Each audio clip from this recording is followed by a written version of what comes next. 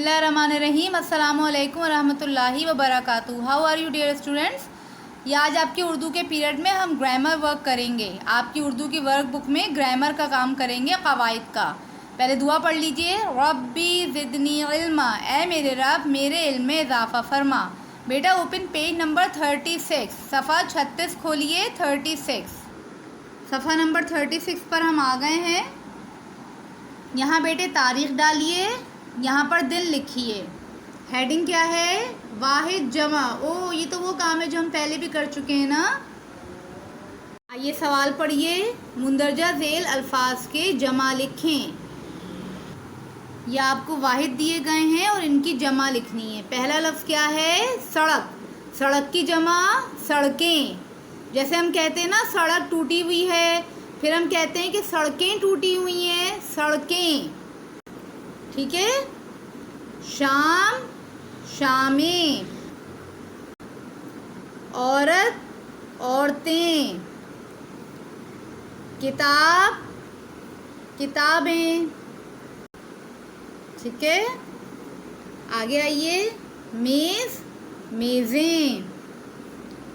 नमाज नमाजें। तलवार तलवारें। दवात दवातें। ठीक है बेटा। अब आइए नीचे। मुंदरजा झेल जमा के वाहिद लिखें। यहाँ आपको वाहिद दी गई थी, आपने जमा लिखी है। यहाँ आपको जमा दी गई है, आपको वाहिद लिखनी है। पहली जमा क्या है?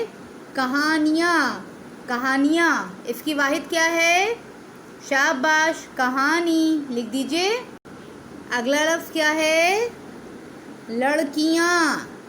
लड़कियाँ की वाहिद क्या है? लड़की, शाबाश। आगे सब्जियाँ।